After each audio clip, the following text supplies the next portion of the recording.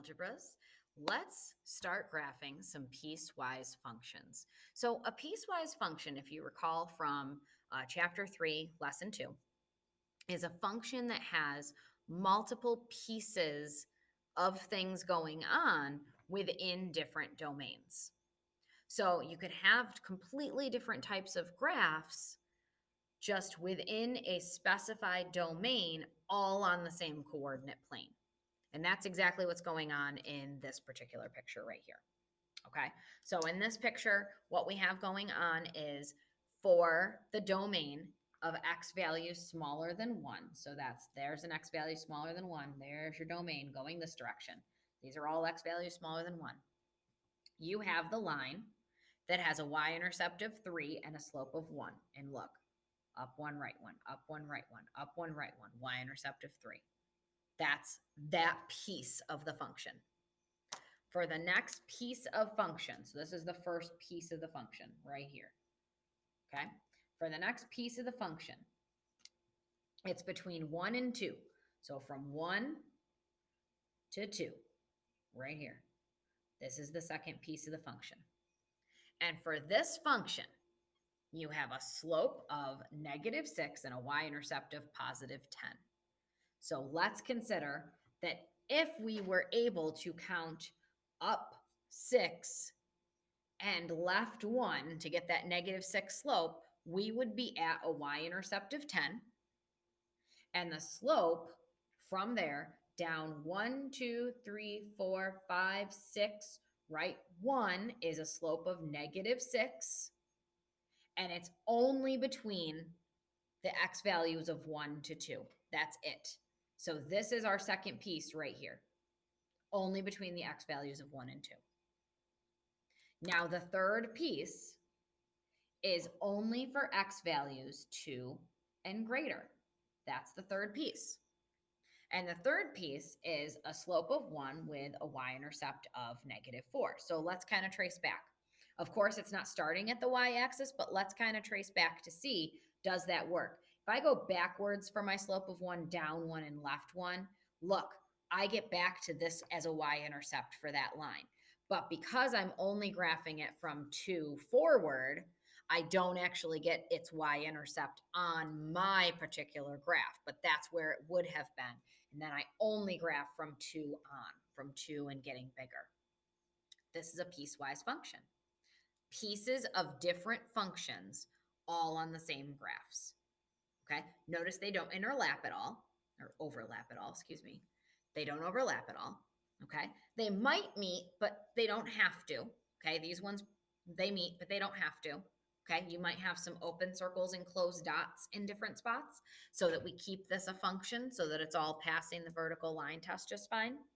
Okay, but this is how we define a piecewise functions. It's pieces of different graphs on the same coordinate plane at the same time. And how we know how far to go with that piece is written by the domain. So the x values tell us how far to go for each of these. So that's what I'm going to do right here. I'm going to start with exercise 1. And the first thing I'm going to notice about my piecewise function is I'm going to count how many pieces for my graph. Okay, so count how many pieces. I have 1, 2, 3 pieces. So I'm going to need 3 separate pieces on my graph. I need 3 separate tables to account for those 3 separate pieces. Okay, so I'm going to need a table for this, a table for this, and a table for this. Okay, next, look at your domains and start with the domain that's smallest, or I shouldn't say smallest, on the smallest side of the x-axis. Okay, so this domain says x has to be less than -1, less than or equal to -1. So we're going to graph this for x is less than or equal to -1. Okay, that's fine. That tells me that my table for this and my x values that go along with this table are going to stop at an x value of -1. So that's the highest that it's going to get for me. Now, also try to look at the equation of what you've got present and say what type of function it is. So this number 1 right here, this is linear. I can tell because if this is my f of x, here's my mx plus b. Okay, so if this is linear, I can have -2, -3, -4, -5, -6, -7, -8, and that's plenty of space there. Okay, but I'm going to get my matching y values for this piece from my graphing calculator. Okay, so grab my graphing calculator. Now let's clear this stuff out because that's from a previous lesson. Press y equals, let's clear that out because that's from a previous lesson. And let's start with x plus 2 and my y1. Okay, and I'm going to leave this here, so don't end up deleting this. Probably turn it off just so I don't have to see it the whole time. But let's press graph. Okay, so it's only going to graph. We're only going to be allowed to graph up to here. Okay, but you can see where we're at up to here, right? You can see what shape we're going to have up to there. Now let's get those specific points. Oh, up to there, sorry, right here, because it's -1, right? Yeah, -1. So now what we want to do is get those specific points. So second and graph gives me my table. Now again, I'm not going to graph any of these points down here because my domain told me that I can only graph points that are less than -1. So what I do is I make it so -1 is the biggest x value on my screen, right? That's the biggest. And then all these matching y values. So now I know what my matching y values are. And I'm just copying this right from my table onto my table on my paper. So this was the first piece. Okay, so notice I'm kind of labeling so I know which piece is which. And then that way, if I have something incorrect, I know which piece to go back to and fix. Okay, so that's what we're doing here. And I get to -8, -6. That's plenty of points to give me my idea for a line, right? So now let's graph those points. So -8, 1, 2, 3, 4, 5, 6, 7, 8, down 6. 1, 2, 3, 4, 5, 6. 7, 8, 9, 10. Yep, I went far enough. Okay. Getting my ruler ready. Then 1, 2, 3, 4, 5, 6, 7, down 1, 2, 3, 4, 5. Oh, right, a slope of 1, right? So I can keep kind of going that way. And now until I get to, now where do I have to get to? An x value of -1. So I can't graph past this. Okay, this domain is only the first piece. So I want to be careful when I'm graphing not to pass that domain. Okay, I want to be careful not to pass that domain. And if I look, by the way, if I were to get here, I would get the correct y-intercept of 2. See, but I can't get to there. Right, I can't get to there. I'm just going to graph this piece. It is linear, of course. So its domain is -1 and less, right? X is less than -1. So I cover all the less than -1 area and I'm done with that particular piece. Now let's look at the next piece. Okay. So this is piece 2, which means there's going to be a second table. So I'm doing it in a different color. So I have a little middle ground, right? Now this table specifically tells me, so this piece is just 7, which means this is linear. This is actually a horizontal line because I don't have an x value, so my slope is 0. But my y-intercept is 7. And I'm only graphing between -1 and 1. And since 7 is that y value, that will be the output for all of those, okay? But hold on. Sorry, you didn't see my graph when I was doing it because of that, because the graphing calculator was in the way and I forgot. Sorry about that. So there was where I ended up at the -1, right? Can't go past that. Covered all that space. Those were my specific points. Now notice I'm not labeling anything yet because I'm not done. I have to get all my pieces on before I do any labeling. Sorry about that, guys. Press y equals. Let's leave this alone for now. So leave that in there for now. And then let's put this piece in y2. So arrow down and put this in y2. Now, I don't want these on at the same time. I just want to look at my second piece right now. So since I just want to look at my second piece, what you can do is arrow left so that you're on the equal sign, then arrow up so that you're on the first equal sign, the y1 equal sign, and then press enter. And notice it's turned off now. So now if I press graph, I'm only going to see the second piece because it's the only one that has the equal sign turned on. But notice they're both here, but only one is turned on. And what that means is I also only see that second piece in my table of points right here, which again, I only need to look at from -1 to +1. So I'm going to put -1 at the top like this, and I stop looking at the table right here. That's my domain limit. So notice the Y is the same for all of those because it's horizontal, so it's 7 for all. And then that's what I'm going to put on my graph. So I come over to my graph. Okay, and the second piece is only going to go from -1 to +1. So here to here is the second piece. And all of those have 7 as their output, right? So -1, 7, 1, 2, 3, 4, 5, 6, 7. Y-intercept of 7, and then 7 again at X value of 1. And do not go past that domain. Stop right there. I did still connect it using my straight edge because it's linear, but that's it. That's all I can put. Okay, that's all I can put. Now, I did make a slight mistake.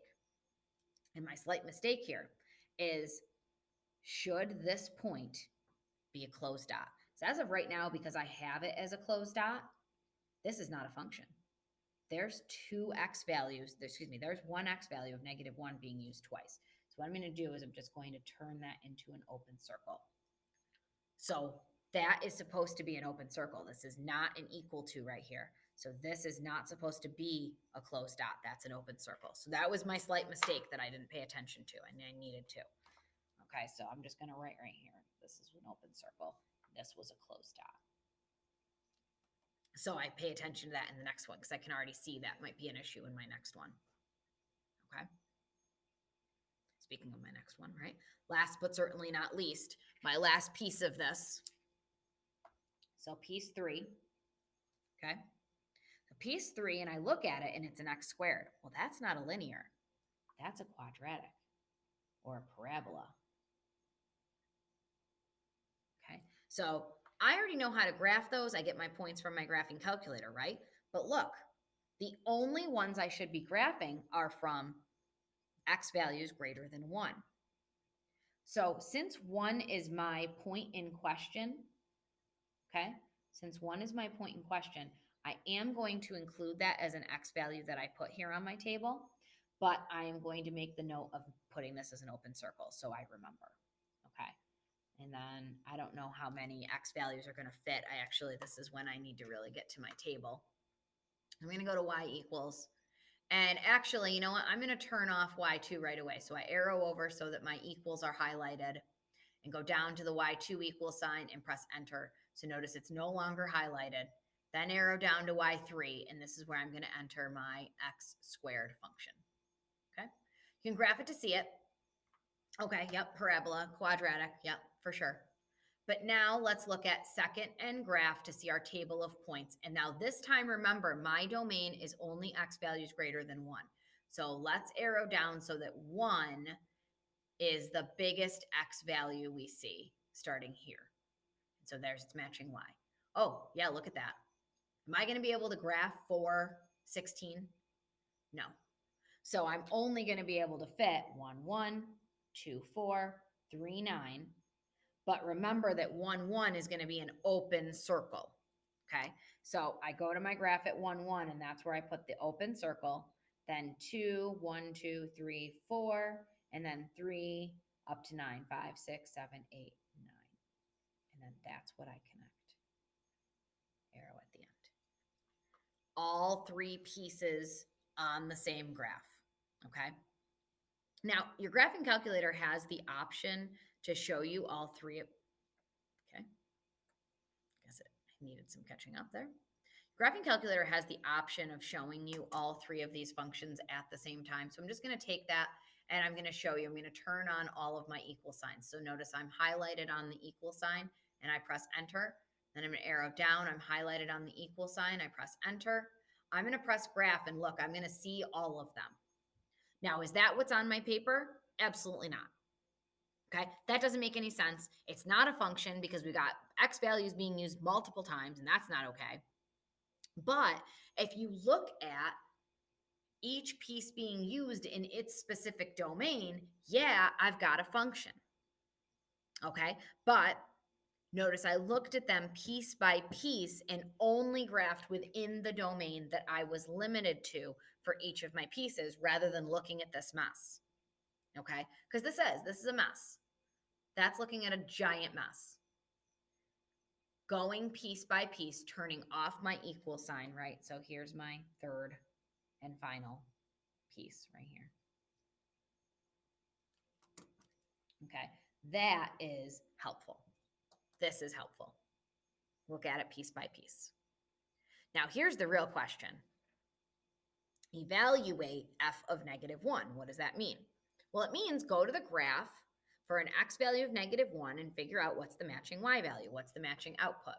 So I'm just going to show you the table for these, okay? And I just want to show you that you can use this, you can use the table to find what the matching output is for -1, okay? Now, here's the problem. You've got 3 potential outputs. So which one is the correct one? Well, let's think. Do we really have 3 potential outputs? What was our domain limit? So our domain limit right here was for the first function that -1 is a part of the domain limit because it's got the equal to. Is -1 a part of the domain limit for the second function? No, in fact, that was where I made my mistake and I put a closed dot where it shouldn't have been. This is an open circle.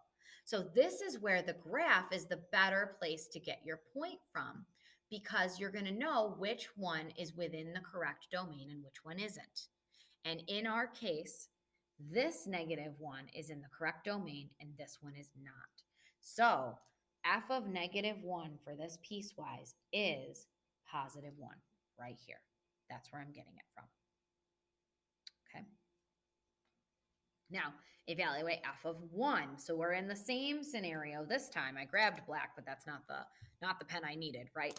Look, we're in the same scenario again. This is a closed dot on 1. Here's 1. Open circle or closed dot. Which one is actually part of the domain? This one. So f of 1 is 7. It's equal to 7 because that's actually a point. 1, 1 is an open circle. It's not actually a point. Okay, it's a starting place, but it's not a solid point, a filled in dot. Okay, I know that these can be difficult, but go piece by piece and watch your domain. Let's do another one. Okay, let's do another one. This time, how many pieces do I have? Look at your actual equals, right? So g of x equals, look at that. How many pieces do I have? 2. Okay. So here's piece 1. And here's piece 2. Piece 1's domain is everything x is less than -3, 1, 2, 3. So x is less than -3. This is piece 1. That's piece 1's area, domain. Stick within there. Now, piece 2's domain is from -3 to 0. So this is piece 2's domain. That's it. Am I going to graph it all on the right side of my y-axis? No, there's nothing that says to do that. So that's going to be a specific stopping point for these. All right, well, we've got 2 pieces, so we need 2 tables. So got an XY table here for these, and that's for the first piece. And then we need an XY table over here for these, and that's for the second piece. Okay, and let's see. Oh, piece 1 is linear. There's a slope and a y-intercept. Piece 2 is also linear. There is just a y-intercept. The slope is 0. So that's a horizontal again. Okay, let's start here. X plus 5. So let's go to our graphing calculator, press y equals, and let's get rid of all of these because that was our previous problem and we don't need them anymore. So x plus 5 goes in here for us. And graph it to C. This is the full thing, but of course we know we need to stop at -3. So 1, 2, 3. We know we need to stop right here. So we're not looking at anything to the right of this x equals -3 here. Okay, let's go to our table and get those points. So second in graph gets us our table. And of course, -3 is going to be the bottom of this because that's the biggest x value we get to graph for this guy. Okay, so let's look at these matching y values. So this is the biggest x value we're going to graph here for these guys. And here, let me make it a little bigger. Actually, since I'm not using these two quadrants, I can cover it with my graphing calculator. So there we go.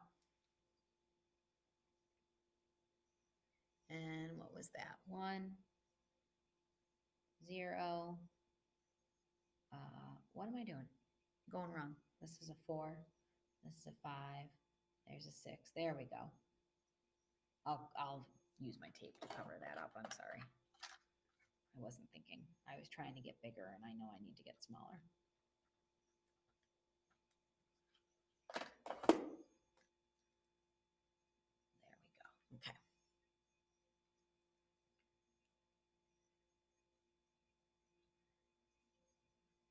There we go. So there's plenty of points to fit. Let's get those on there. So -9, -4, 1, 2, 3, 4. And of course, this is a slope of 1, so I can just count there. And remember, don't go outside of -3, so I blocked it off. So here I go. Now, is it equal to -3? Yes, so I can put a dot here. And then, of course, to use my straight edge to connect. There we go. Okay. So now let's look at this one.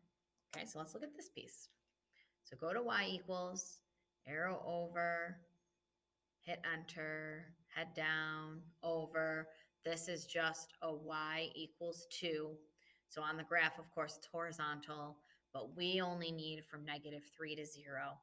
Okay, so because we're only doing -3 to 0, we know second and graph our y value here. And again, I'm going to put -3 at the very top because that's the smallest x value we're using up to 0. The largest x value we're using, we know that it's 2 all around, right? So -3, -2, -1, 0. And of course, 2 is our output for all of those.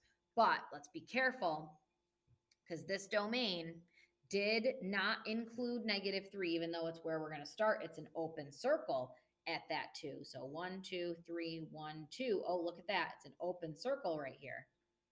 Then it's going to continue to be points here until here where it is a closed dot right there. And it is horizontal, and these did connect.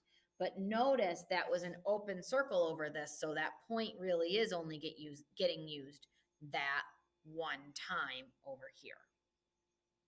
Okay, so you just want to kind of be clear about how that works, right? I failed to do something on the other page that we'll go back and do in a second, but I just want to label, right? So you just copy the pieces. You don't copy the domain. So there's the piece and there's the piece. We don't copy the domain. Okay, and I'll go back and I'll label the other one when I bring the other page back for the end. Okay, but I did forget to label that, and I just want to be sure we label. So now we want to evaluate g of -2. Okay, so -2 is our x value. So look, x value, what's the matching y value output? That's what evaluating means. So look, the matching y is 2. So g of -2 equals 2. Now over here, we need to find a g of 5. Well, are we using any positive x values here at all? So we're going to put a 0 with a line through it. There is no g of 5.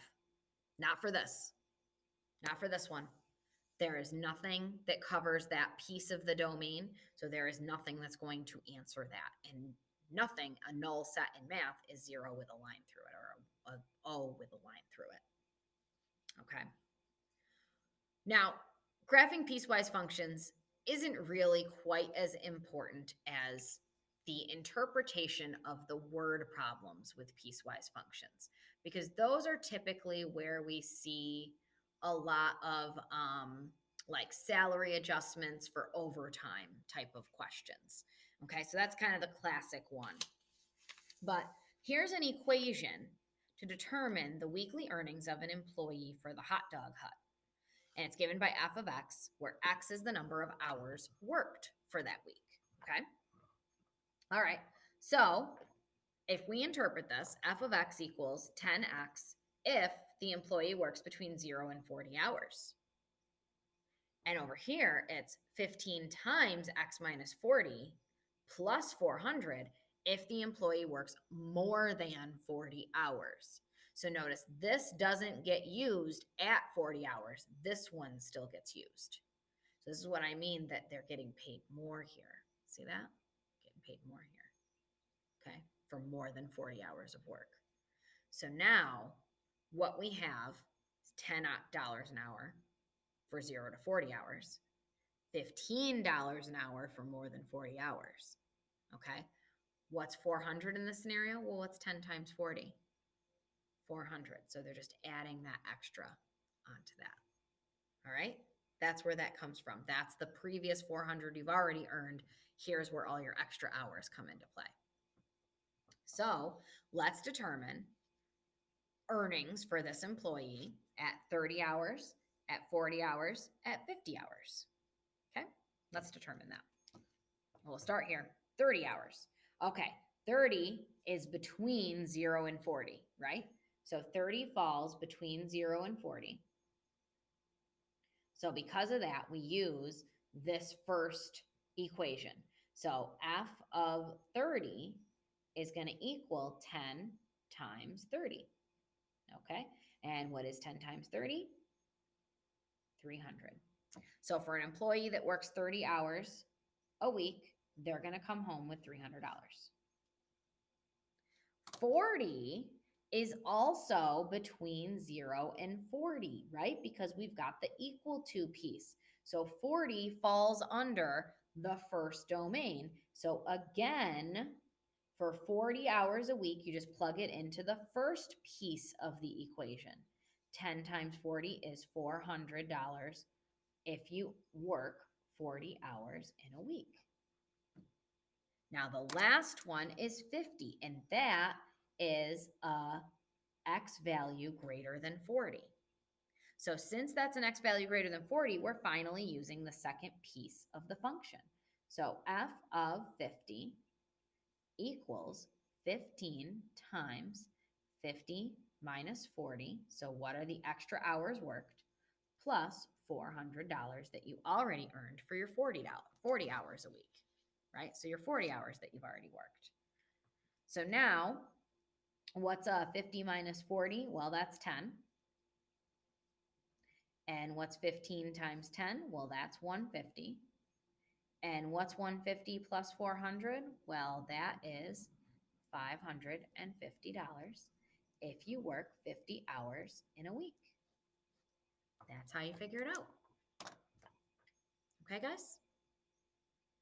These will probably be the easiest ones to do, I think. Usually word problems aren't the case, right? But I think those will be a little bit easier. If you need help with the graphing, let me know. But again, be using your graphing calculator and be using your domains. Make the marks on your paper, on your graph that I make to stay within my domain limits. So stay within those domain limits that way. Notice I made marks on this paper in the same fashion with my different domains. And I did say I needed to come back and label this. So f of x equals, and all three pieces, but not domains, get written here.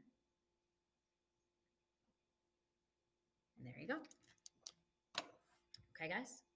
So piecewise functions, the three pieces can be just about anything, but I think we kind of stick a little more close to linear for your homework for you. Okay? Good luck. Let me know what you need help with, and I'm happy to help out. Bye, guys.